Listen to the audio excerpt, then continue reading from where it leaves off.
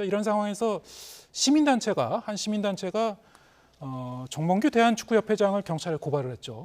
그렇습니다. 네. 강요, 업무방해, 업무상 배임 혐의로 고발이 들어갔는데요. 네. 왜 이런 혐의를 받고 있냐 하면은 지금 이 클리스만 감독을 선임할 때부터 사실 좀 시끄러웠던 것이 사실입니다. 이 클리스만 감독이 이 전에 했던 팀에서도 이렇다 할 활약을 보여주지 못했다는 그런 지적들이 많이 있었거든요.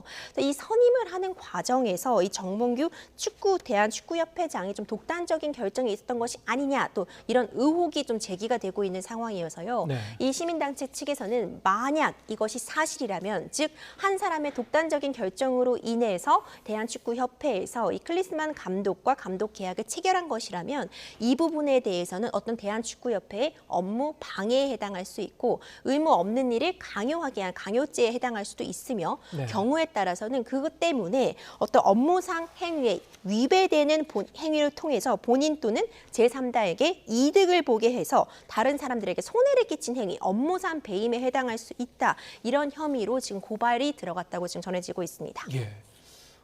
일방적인 결정이 이런 결과를 낳았기 때문에 거기에 대해서 이제 책임을 물려야 된다. 이런 논리인 것 같은데, 거기에 더해서 아까 이제 설명해주신 그런 70억, 80억의 그런 금액을 협회 예산으로 지급해야 된다면 거기에 대한 책임은 또 누가 질 것인가, 이런 것도 연결되어 있는 것 같습니다. 네. 그렇습니다. 그런 측면에서 이제 업무상 배임 얘기도 나올 수 있는 것 같은데요. 네. 근데 기본적으로 지금 이 계약의 당사자는 대한축구협회와 클리스만 감독이겠죠. 예. 이 정명규 회장은 당연히 이 부분에 대해서 대표자로서 어떤 도의적인 책임뿐만 아니라 결정 과정에 있어서 중요한 역할을 하는 것은 맞지만, 어쨌든 이 계약의 당사자는 대한축구협회일 것이기 때문에 이 부분을 바로 정몽규 회장이 지급해야 된다거나 이런 부분은 아니라고 보여지고요.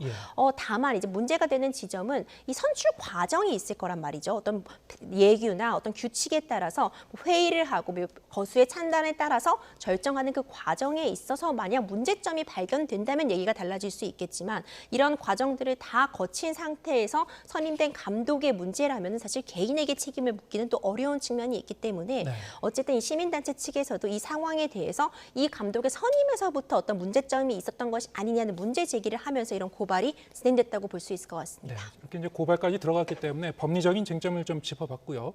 앞으로 이제 대한축구협회 그리고 정몽규 협회장이 어떻게 대처해 나가는지 좀 지켜보도록 하겠습니다.